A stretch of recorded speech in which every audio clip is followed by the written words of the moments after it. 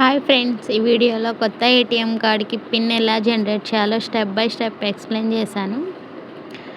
First online ఎస్బీఐలో login అవ్వండి మీ యూజర్ నేమ్ పాస్వర్డ్తో. Continue to login.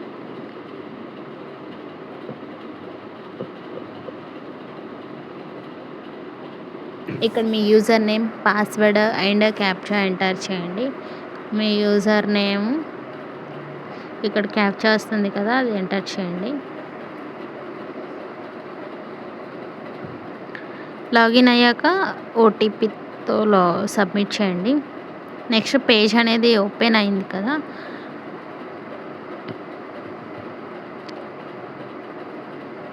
దీంట్లో మనకి ఏటీఎం కార్డ్కి సంబంధించి కిందికి స్క్రోల్ చేస్తే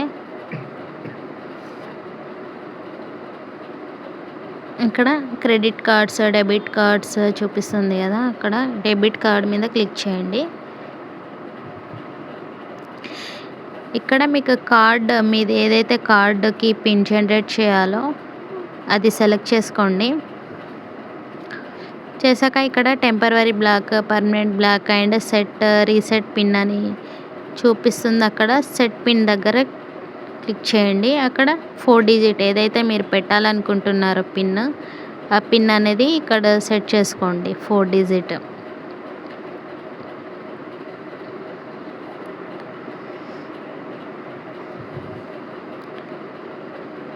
ఎంటర్ చేశాక సబ్మిట్ చేసుకోండి. మీరు బ్యాంక్కి వెళ్ళే పని లేకుండా అండ్ ఏటీఎంకి వెళ్ళే పని లేకుండా మీరు ఇంట్లో నుంచి నెట్ బ్యాంకింగ్ నుంచే పిన్ జనరేట్ చేసుకోవచ్చు.